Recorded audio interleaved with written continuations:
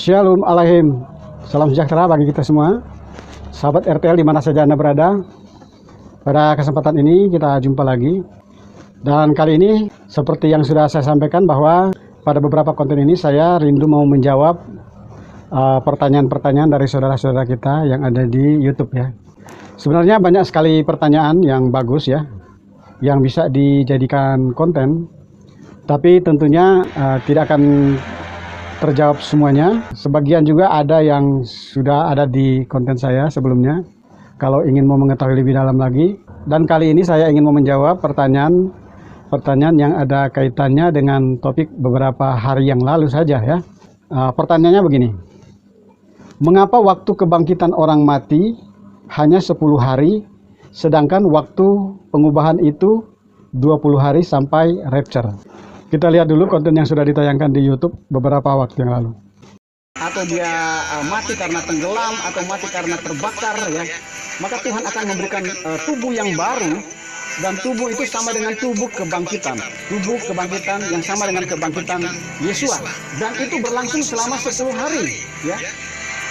Kenapa selama 10 hari? Karena disinilah masa dimana puncak daripada tuaian di bumi. Jadi Tuhan menuai selama 10 hari ini, Tuhan menuai orang-orang yang percaya yang ada di dalam dunia ini dengan diteguhkan dengan kebangkitan orang-orang mati. Nah saudara, untuk menjawab pertanyaan saudara kita ini lebih detail lagi, kita melihat timeline yang sudah kita lihat waktu yang lalu di dalam meterai 1 dan meterai yang kedua ya.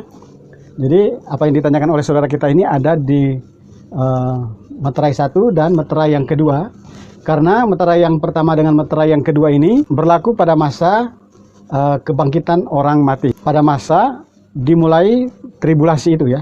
Jadi pada saat kebangkitan orang mati, maka di sanalah meterai-meterai itu terbuka. Jadi untuk memahami ini, kita akan lihat dulu meterai-meterai yang terbuka ini ya. Seperti yang saya sampaikan waktu yang lalu, bahwa semua meterai-meterai ini sebenarnya tidak lepas daripada sejarah masa lalu ya, tidak lepas dengan sejarah hari-hari sebelumnya ya. Jadi meterai ini ada hubungannya dengan kehidupan dan keadaan kita hari ini ya. Jadi meterai itu sebenarnya adalah legalitas ya. Meterai itu sebenarnya adalah legalitas hukum, adalah sebenarnya legalitas hukum di mana Elohim bisa melakukan sesuatu, terutama ini masa-masa pengadilan. Dikatakan bahwa akan ada pengadilan ya, akan ada penghakiman, dan di rumah Tuhan terlebih dahulu yang akan dihakimi ya. Dan tentunya yang akan Tuhan urusi itu tentunya ada hubungannya dengan keselamatan orang-orang yang dikasihinya ya. Karena pengadilan itu akan dimulai dari rumah Tuhan. Itu sebabnya yang akan didahulukan pertama itu adalah tentang peristiwa-peristiwa atau keadaan yang menyangkut dengan keselamatan ya. Jadi kalau kita melihat ada meterai-meterai yang terbuka, itu sebenarnya ya, meterai-meterai yang terbuka itu sebetulnya merujuk kepada suatu keadaan yang memuncak ya, seperti kuda ya. Ada 4 kuda di dalam meterai 1, 2, 3 dan 4 ya. Ada 4 kuda, di masing-masing meterai itu ada 1 kuda, dan 4 meterai itu ada 4 kuda, dan kuda itu berbicara tentang kegerakan ya. Dan seringkali saya katakan bahwa ini bukan satu oknum ya. Ini tidak berbicara tentang oknum, tetapi ini berbicara tentang gerakan ya, gerakan yang mendunia, gerakan universal ya. Jadi ini tidak bisa kita kategorikan gerakan rohani, gerakan bukan rohani ya. Ini semua ini tentang gerakan yang terjadi yang mendunia ya, gerakan universal secara umum. Nah, mari kita melihat korelasi dari semua meterai-meterai yang ada ini, khususnya di meterai 1 dan meterai yang kedua, yang sesuai dengan pertanyaan yang akan kita jawab nanti ya.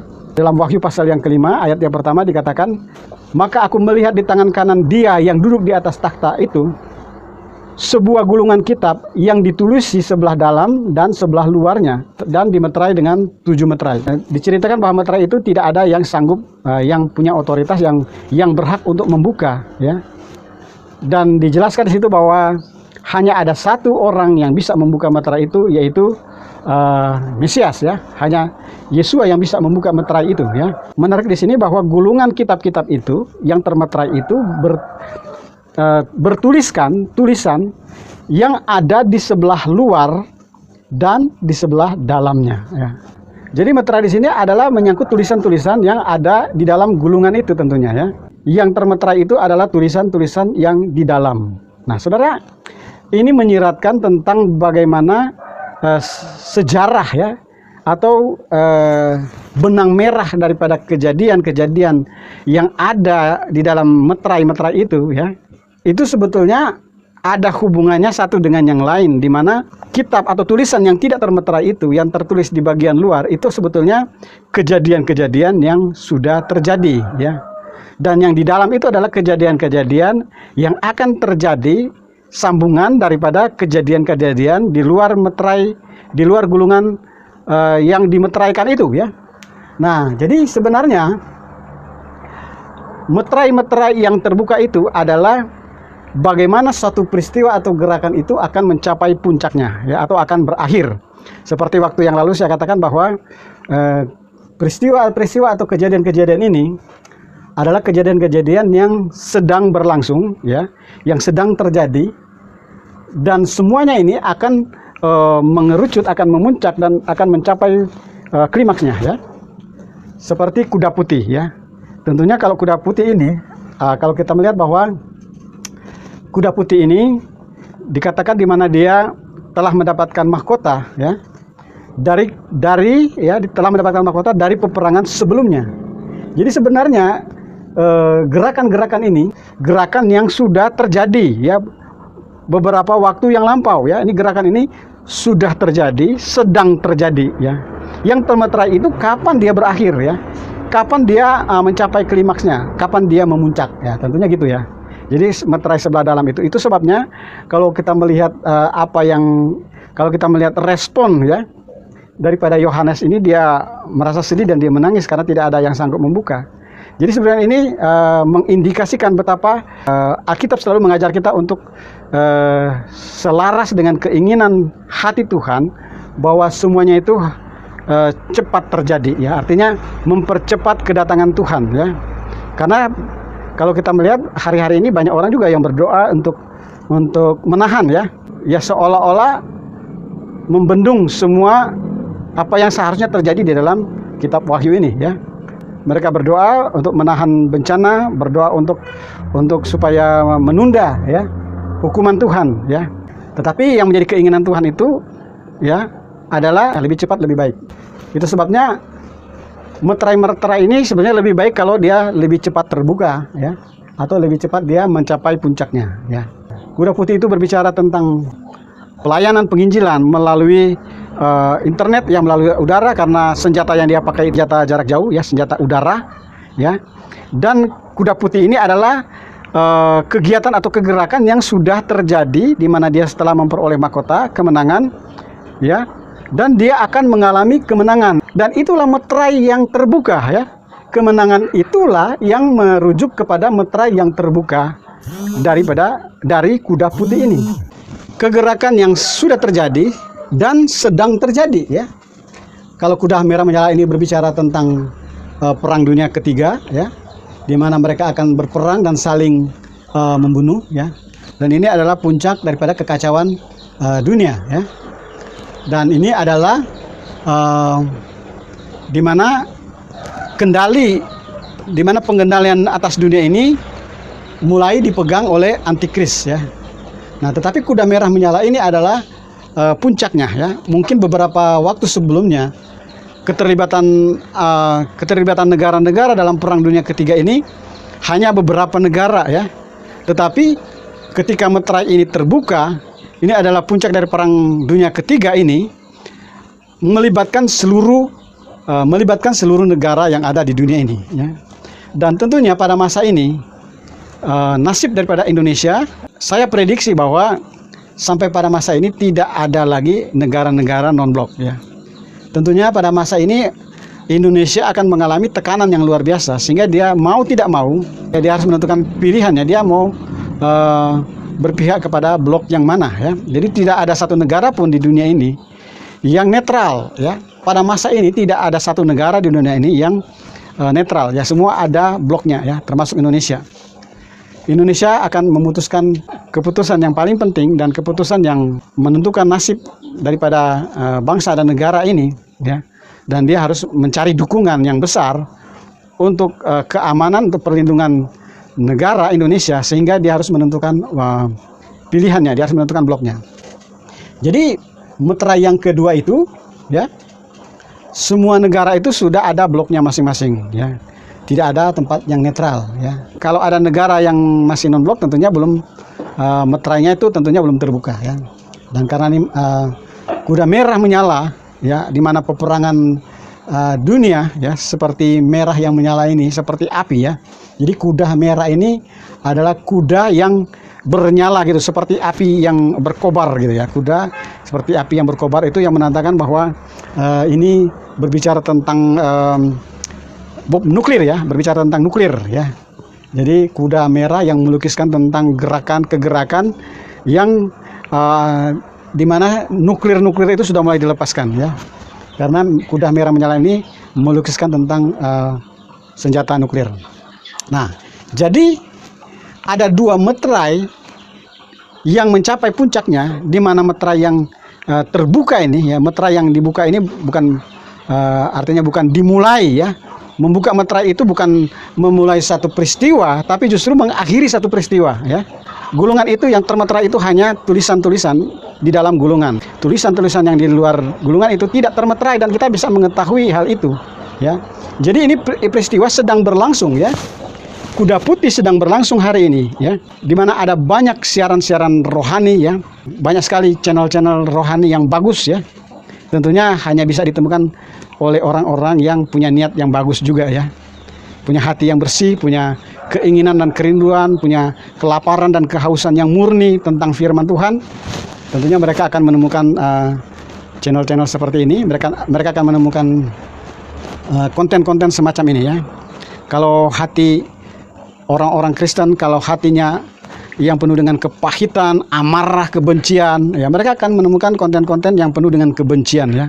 Siaran-siaran rohani yang berbau kebencian itu banyak sekali ya, tentang perdebatan dan makian-makian ada di sana ya.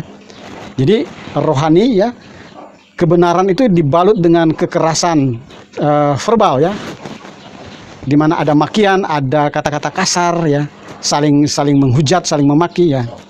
Nah, itu konsumsi bagi orang-orang yang hatinya terluka, yang penuh dengan kepahitan, ya mereka akan menemukan konten-konten semacam itu. Tetapi banyak juga yang konten-konten yang murni, yang bersih ya. Tentunya orang-orang yang punya hati yang bersih, punya hati nurani yang baik akan menemukan juga konten-konten yang bersih dan baik ya. Jadi kalau kita melihat bahwa dua meterai ini ada di dalam masa kebangkitan orang mati yang diperkirakan kurang lebih 10 hari ya. Dan pertanyaan daripada saudara kita ini, kenapa hanya 10 hari? Ya, sedangkan pengubahan itu ada 20 hari ya. Pertama kalau untuk menjawab ini, tentunya ini adalah perkiraan ya. Tentunya ini adalah perkiraan. Ya, dan ada margin errornya ya. Kalau kita melihat orang mengumpulkan polling ya untuk pemilihan umum, orang mengumpulkan polling untuk pemilihan umum, tentunya ada juga margin errornya ya. Tentunya kalau berbicara tentang tahun, berarti margin errornya itu mungkin selisihnya bulan ya, 1 bulan mungkin ya kalau tahunan. Tapi kalau bulanan itu margin errornya mungkin bisa mingguan ya. Kalau mingguan margin errornya hitungannya mungkin harian. Kalau harian margin errornya mungkin dihitung jam. Pertanyaan saudara kita ini sebetulnya ada kaitannya dengan perkataan daripada Yesua. Dikatakan bahwa sekiranya waktu tidak dipersingkat ya. Jadi waktu mana yang akan dipersingkat itu adalah waktu masa tribulasi itu ya, masa kesengsaraan yang besar. Alkitab katakan sekiranya waktu tidak dipersingkat, maka tidak akan ada yang selamat. Jadi waktu yang dipersingkat itu adalah waktu masa tribulasi ya. Kenapa dikatakan dipersingkat? Karena kalau diulur-ulur mungkin tidak ada yang selamat. Maksudnya Maksudnya keadaan itu adalah keadaan yang begitu berat sekali bagi orang yang percaya, ya. Masa-masa ini adalah masa-masa yang berat bagi orang-orang yang percaya. Mereka itu harus secepatnya mendapatkan perlindungan. Itu sebabnya masa tribulasi itu, waktu tribulasi itu harus dipercepat karena untuk mendapatkan perlindungan. Kalau itu diulur-ulur, misalkan sebulan misalnya, ya, waktu seharusnya sebulan jadi 10 hari, ya. Misalnya tidak dipersingkat, misalnya sebulan. Peristiwa adanya tribulasi, ya, penyiksaan, aniaya, orang saling bunuh, ya, orang saling membunuh karena hukum sudah tidak ada lagi keamanan, ya. Kemudian ini menuju kepada puncak perang dunia, di mana negara-negara tidak lagi memikirkan rakyatnya, mereka terfokus kepada strategi perang, ya. Dan hukum sudah menjadi kacau, ya. Orang membunuh itu tidak ada konsekuensi hukumnya, ya. Ditambah lagi dengan masa itu ada penyesatan, ya. Akan ada murtad yang begitu besar, ya. Dari penyesatan itu dan dari penganiayaan itu maka lahirlah pemurtatan. Jadi selain kebangunan rohani yang begitu besar, maka itu dimulai juga penyesatan dan kemurtatan, ya, didahului dengan murtad. Karena kalau kita melihat bahwa kita katakan bahwa sebelum datangnya antikris itu, maka didahului dengan murtad, ya. Inilah yang dipikirkan oleh Yesua. Kalau tidak dipersingkat, maka tidak akan ada yang selamat. Itu sebenarnya waktu itu hanya kurang lebih 10 hari ini. Untuk bagi orang-orang yang pilihan, orang-orang yang terpilih ini secepatnya mendapatkan perlindungan secara supranatural, ya. Jadi ketika mereka yang mati ini dibangkitkan dan begitu 10 hari berakhir itu terjadi pengubahan. Jadi orang-orang yang masih hidup itu langsung diubahkan. Dan ketika sudah diubahkan berarti sudah sampai, ya. Keselamatan itu sudah sampai seperti apa yang dikatakan oleh firman Tuhan, maka mereka selamat. Ya, kenapa? Karena mereka sudah mendapatkan perlindungan secara supranatural. Mau bom atom berapa ribu dijatuhkan, mereka tidak akan pernah mengalami itu karena mereka sudah berada pada tubuh yang diubahkan dan tubuh yang dibangkitkan, ya. Mereka mengalami tubuh yang supranatural, tubuh kemuliaan, ya.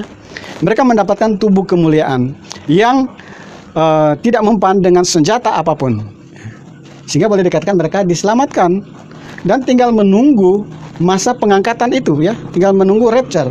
Itu sebabnya kalau pertanyaan ini dikatakan kenapa cuma 10 hari waktu kebangkitan sedangkan waktu pengubahan itu berlangsung selama 20 hari. Nah, kalau kita melihat secara logika, kalau sudah terjadi kebangkitan orang mati dan terjadi pengubahan tubuh itu, sekalipun itu 30 hari, ya, jangankan yang 20 hari, 30 hari pun, 1 bulan, 1 tahun sekalipun, 2 tahun sekalipun, ya, tidak menjadi masalah karena sudah mendapatkan perlindungan secara rohani, karena mereka sudah mendapatkan tubuh kemuliaan, tubuh supranatural, ya.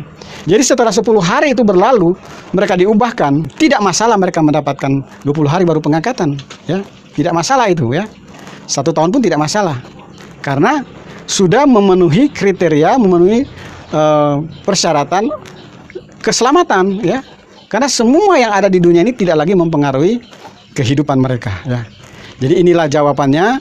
Saya berdoa supaya kita mendapat bagian untuk diubahkan atau kita mendapat bagian untuk dibangkitkan. Kalau kita tutup usia hari-hari ini belum sampai kepada peristiwa itu, kita pasti akan dibangkitkan kalau kita memenuhi kriteria, kalau kita memiliki kualifikasi untuk dibangkitkan.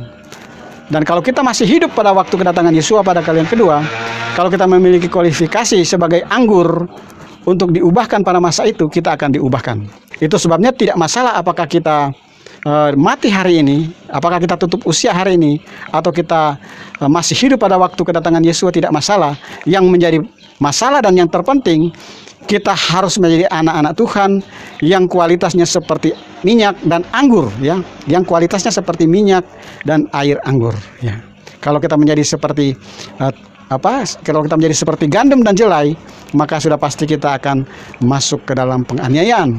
Tetapi kalau kita memiliki kualifikasi seperti minyak, seperti air anggur, maka kita tidak khawatir apakah kita tutup usia hari ini, ya, atau kita masih hidup pada waktu Yesus datang pada kali yang kedua, kita pasti akan diangkat.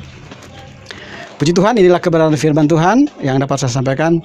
Kiranya kita menjadi orang-orang pilihan Tuhan yang memenuhi kualifikasi untuk rapture. Yesus memberkati kita. Shalom, shalom, haleluya.